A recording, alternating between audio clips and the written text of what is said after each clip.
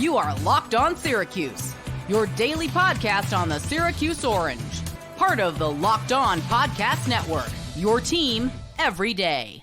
You know, you mentioned, the topic to me earlier, and I've been thinking about it. And on offense, it's interesting because they lost so much. So I'm not saying that guys that are going to be on, starting for the team in 2025 on offense can't make a run at it, but it's just a lot of them are they're unproven just in general in college, or they're unproven at Syracuse because, they transferred in.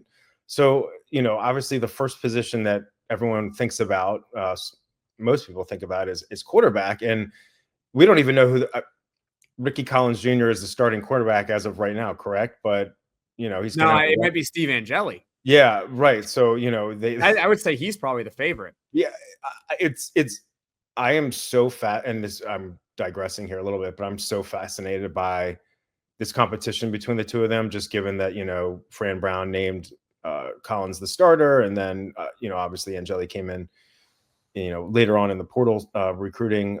So, people love to speculate. I wouldn't pretend to know. I could see either of them doing it. I don't, so I guess my point here is that I don't necessarily see either of them as making an All-ACC team, but then again, Kyle McCord came in, but he was a proven commodity. So neither of these guys have had a lot of snaps in college so far. McCord did.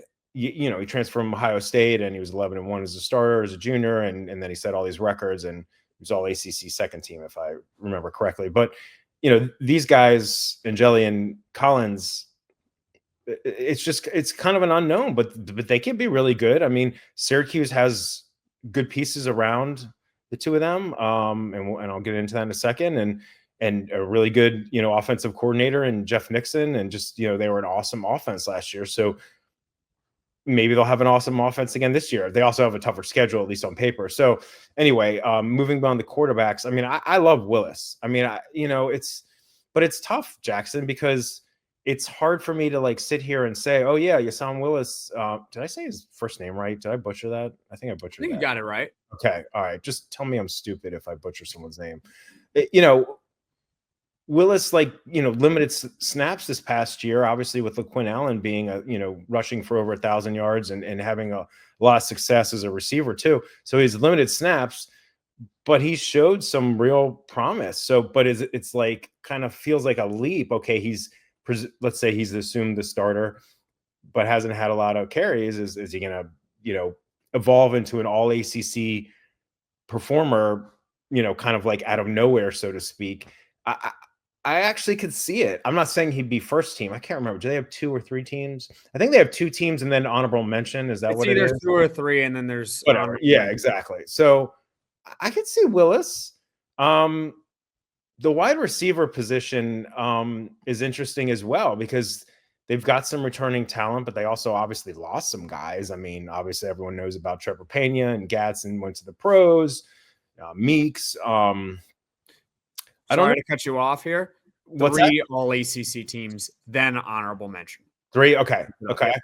I should have known that, because I've written articles about it. Because I even had an article here about the All-ACC from last year, and Clarence Luce made the 3rd team, because I was looking in there to see, is there anyone that's returning, that made these teams? And I think it's one guy, Jack Stonehouse. So we'll get to him. But I don't know, Justice Ross Simmons, maybe, or one of the transfers. But again, the transfers, Cook and totally blanking on Russell from South Carolina. Tyshawn Russell, yep. Yeah, I mean, again, they seem like they have talent, and in this system with these coaches, I feel like these guys can shine. It's just it's hard for me to say, oh yeah, this guy is gonna definitely be an All-ACC. There's just not a lot of that, especially on offense, because they lost so much. I mean, I'm looking at the depth chart here, or the stats from last year in terms of receivers. Well, you got Darrell, Gill, you've got Amari Hatcher. Is Hatcher injured? What's his deal? I think regardless of if he's healthy or injured, he's not going to make All-ACC. He's probably not. I don't know. I mean, Ross Simmons didn't play a ton of games. I don't know. What do you think? I was struggling on offense. I if I had to pick one guy out of all offensive players, I honestly would go with Willis. That one's good, but I think you're missing a big one. Okay. I think you're missing Darrell Gill. Yeah. To Well, me, when I look at I look at the whole offense in general, Darrell Gill is the most likely, I think, to make All-ACC. And really, I mean, we can count honorable mention, but I'm really referring to the top one of those 3 three teams. Yep. I think he's the main guy on that offense you look at and say that guy has the highest probability of being all conference first, second, or third team.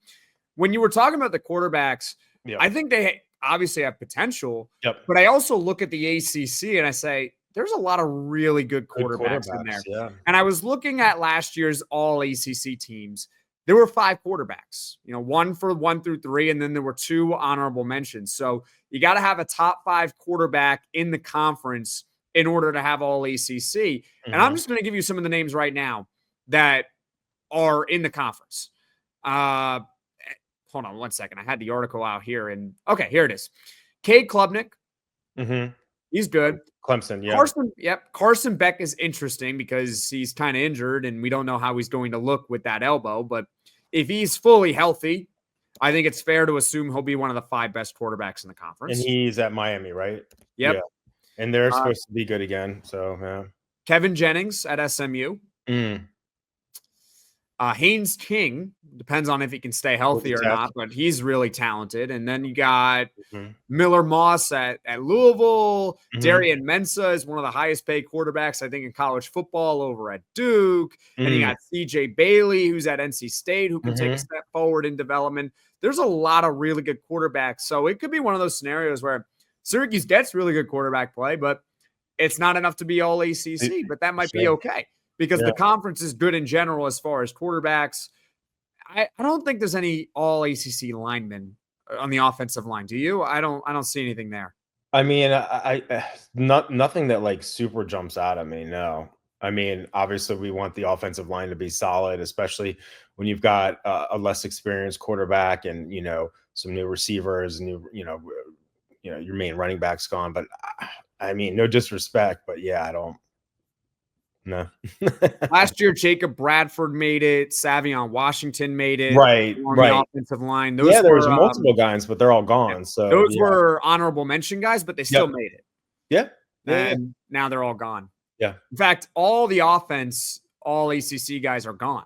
All of them. Literally every single one of them. So that's why this I think all of the 8 All-ACC guys, including honorable mentions from Syracuse from last year, they're all gone except for Jack Stonehouse, unless I think they're all. I think you're right. Yeah. I think you That's why it was like kind of tough because it's like you don't have a lot of, guys that made one of the teams or even honorable mention last year returning. And then you got to think about, transfers in and, our incoming freshmen or who's going to make like a leap that was like, played some last year. But so I don't know. It's a fun question, but on the offensive line, no one jumps out at me. I got a few thoughts on defense, but we'll get to defense in just a moment here. Yeah. We'll do a final prediction though for the offense. I'm going to say for now that 2 guys will make it. I think Darrell Gill and Johntay Cook. Those are my 2 picks. Okay. Yeah, Cook's interesting. I mean, wasn't he a 5-star in high school? 5-star in 2023. Obviously they get a big role this upcoming season. Yeah. So I will go with Gill and see, I like Cook, but I'm not pulling the trigger.